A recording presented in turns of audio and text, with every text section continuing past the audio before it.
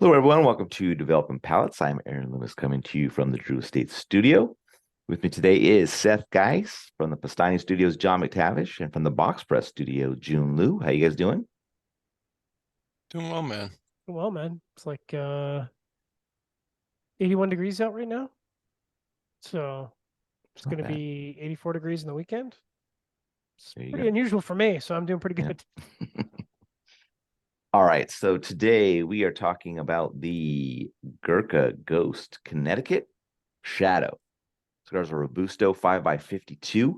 Comes out of the PDR factory in the Dominican Republic.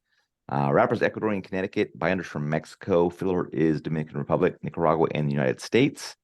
It is blended by Abe Flores. Price point is $8, and the cigar was released in March of 2023. So with all that out of the way, June, what was your overall experience like with this cigar?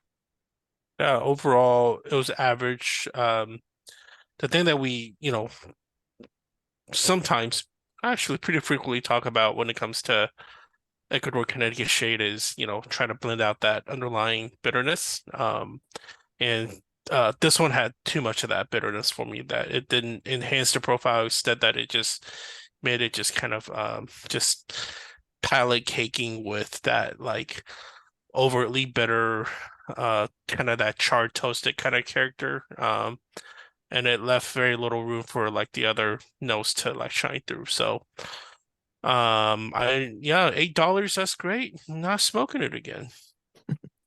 All right, Seth, what were your thoughts? Yeah, I mean, listen, it was bits of soft earth, some soft cream, cedar, hay, tobacco, really just mild to medium strength of body. I just didn't get much.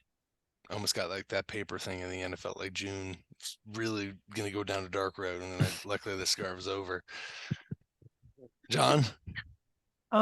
Yeah, there was times through the first third where I felt like it elevated itself above sort of a standard Connecticut blend. There was some chili pepper in there, a little bit of sweetness to offset that bitterness that Jim was talking about, a little bit of chocolate, a little bit of nutmeg, but once it kind of got past three-quarters of the first third, it was a pretty, I don't want to say paint by numbers, but like you knew it was Connecticut. It wasn't really giving anything that a normal Connecticut wouldn't. So it wasn't bad. It just was, there was a good example of like if you want a Connecticut, this is definitely by the numbers Connecticut. Burn was great. Draw was great. So, and I don't know about you guys, but when I took the band off, someone was a little liberal with the glue, so I actually had wrapper damage, which is a bit of a drag. And it still burned, even though the wrapper was like a little trashed. It still burned straight. So, you know, basically above average. What about you, Aaron? Yeah, for me, the cigar started with toasted cedar, mushroom mustiness, and construction paper. I got some light earth that joined in pretty quickly and some baking spice a bit later. Final third saw a light floral vegetal note join in. I thought the cigar had a nice start, kind of along with a mellow strength level. As the earth increased and the mushroom mustiness decreased in the second third, the profile kind of went down a notch, kind of remained that way the rest of the way. I did also have some burn issues. Cigar went out twice on me, so not the greatest Oof. burn. But I thought it was a pretty nice mellow Connecticut offering with an attractive price point. I would be up for coming back to this to see if a better burn can keep that flavor profile going a bit longer.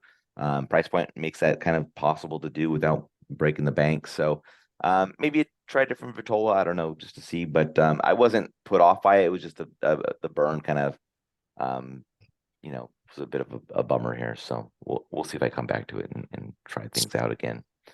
All right, get into the scores. We're going to start at the top with John at 6.1. June gave it Sorry, a who was 5 that? point. Yeah, John 6.1. Okay, sorry. June gave it a 5.75. I gave it a 5.65, and Seth gave it a 4.03. So, John, how'd that 6.1 match up for you? No, it matches up really well. Perfect construction and slightly above average flavor profile. Is it something I would return to in the future? I guess. The price point's attractive, but I don't know that it does enough for me that I'd reach for it unless I was really a heavy Connecticut smoker, and I'm not. So yeah. All right, June 5.75. Um, it's not a good score for me. Plenty of good Connecticut shades out there. That's gonna taste better than this, and actually pretty quite similar in price range too. Yeah. My 565 matches up well. It was above average flavor profile, just kind of knocked down by the burn. Otherwise I'd kind of be right around where John's at, like 6 even or something like that. But I don't know. I would come back to it just to try it out and see. Just give it another shot and see what it can do with a good if it has a good burn. All right, Seth, 4.03. Listen, I know John doesn't go out and search for Connecticut's. I do, so I'm always open for Connecticut's, just not this one. So no, it was a bust too. And here's the thing about it. We smoked another Connecticut by Gurkha at a PDR not that long ago. That Calesion, what was it? Special, yeah. Especio. Yep. Fantastic Fantastic. blend. Yeah. I don't know how much that was. That was what a exclusive for what TPE. I think No. I think that was the T. No, it wasn't the TAA TAA? release. TAA was a $18? perfecto version, so this was not. But yeah, I have to see what the. I can't remember what the price point on that was, but I don't think it was ridiculous. I really don't. I think it was only like $5 more than this. Yeah, I'll pull it up right now. He's gonna pull it up. What is We're gonna wait what on that. even is ridiculous anymore, Seth? We're smoking $45 cigars. I'm just saying- $13.95 for a Grand 13, Corona. all right, So 13.95. six and a quarter by 48, $13.95. Yeah, go buy that Grand Corona. Fantastic. Boom. Connecticut, not this one. Yep. Just go to this one.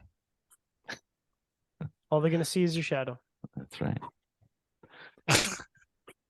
All right, wherever you're catching this video, be sure to like and subscribe, but check out the full written review on the website, developmentpalace.com. Follow us on all the social media channels, and you can catch all of our review recaps on podcasts. So iTunes, Google Play, and Podbean. Thank you for tuning in. We will catch you on the next one. It's a ghost.